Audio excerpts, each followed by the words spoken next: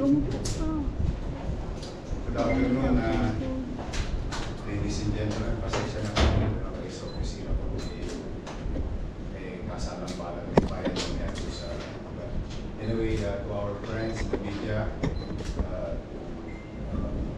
vlog and dito, who are very interested in the current situation of our country.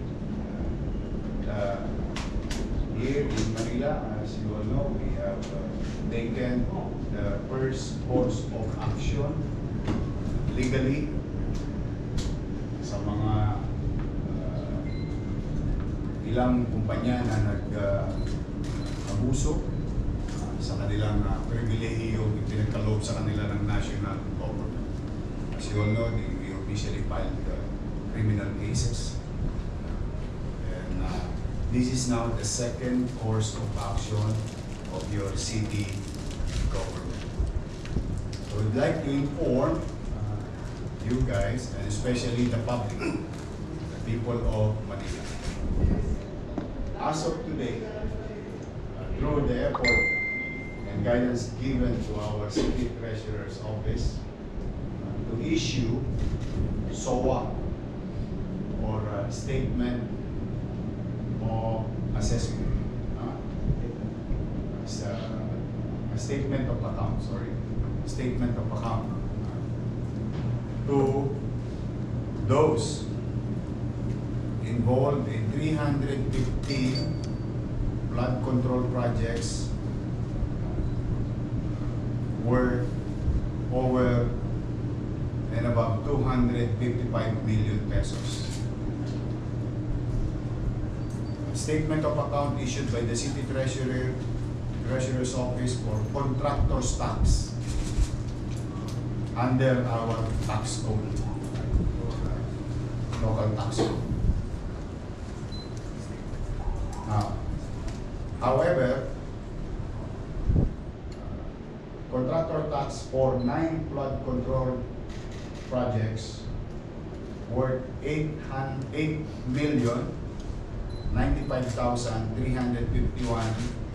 pesos and 67 centavos have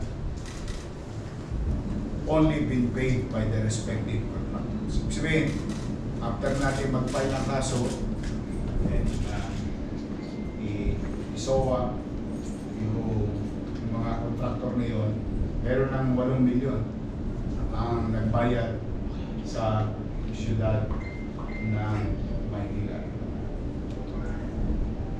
The flood control projects identified by the Office of City Treasurer were from 2004 carry over 2025 projects, as well as prior years projects.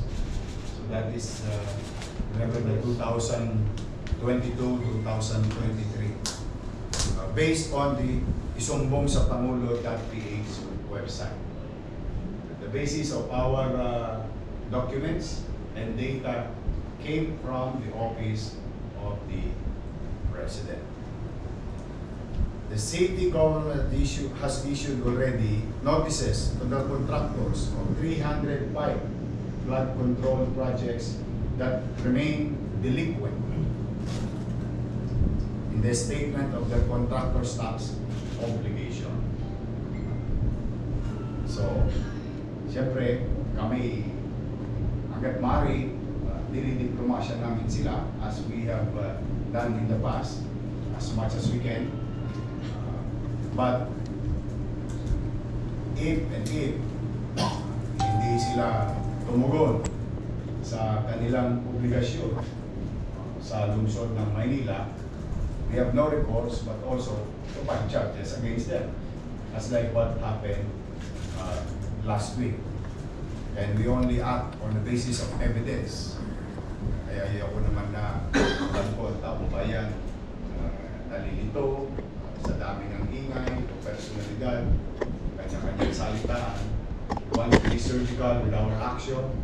As long as we have evidence, we file cases, whoever they are, whether they are contractors or agencies of government or sino man na politiko, and so on and so on. Now, just for the update on the outcome of the notices. 86 notices received by personal service.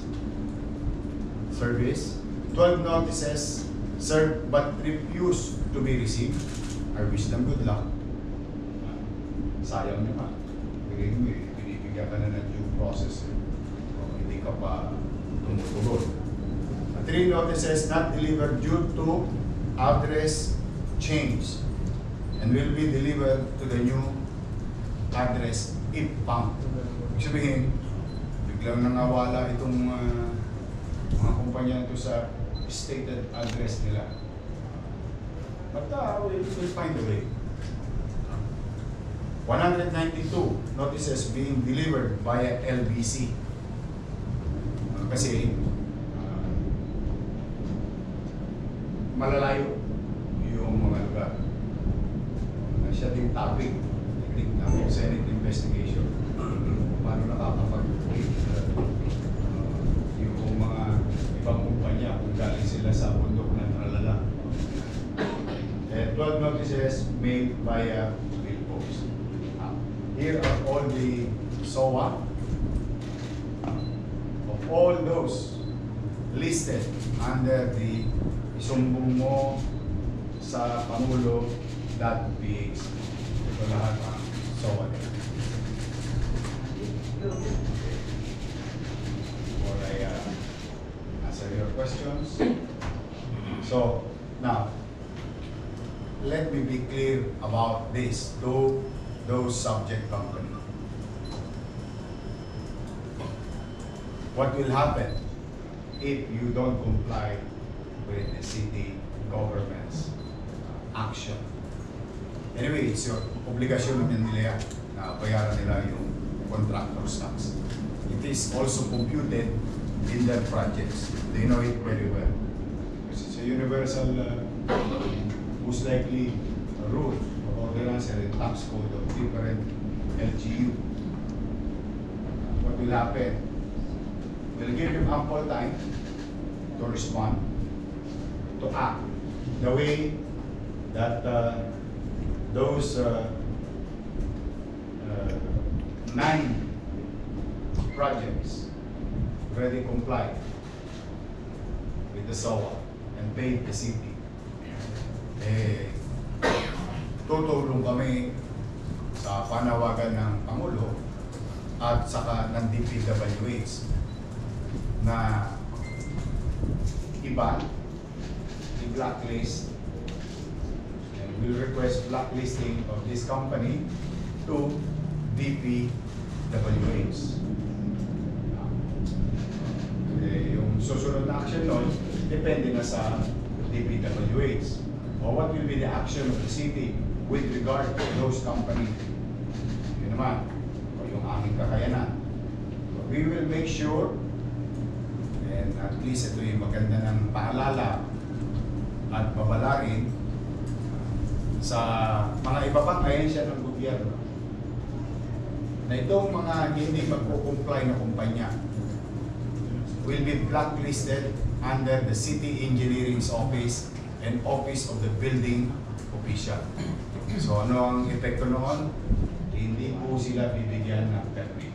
So if you're going to hire said contractors who are not following simple rules and actually they dispute yung obligation, sa totoo lang, napakaliit na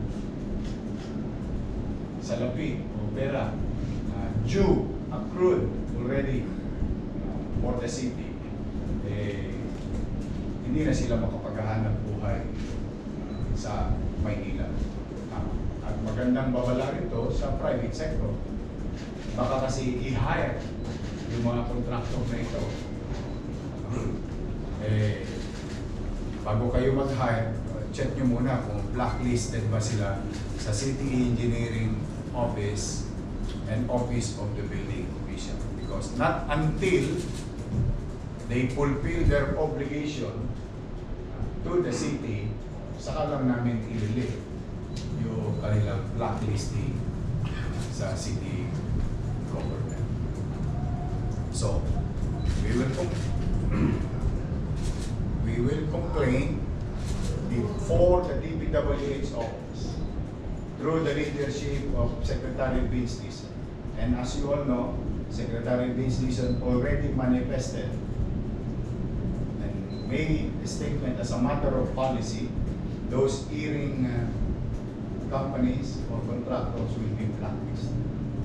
So in our own little way, as a city government of Manila, we will help if these people will not comply to their obligation to the city government of Manila and people of Manila.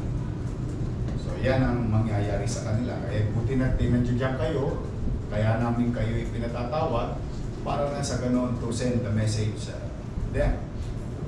Now it's up for them to act on the matter. With regard to, past due na yung iba, Yorme, hindi sila, sila ba ay may penalties and surcharges and interest? Because they did not comply with their obligation.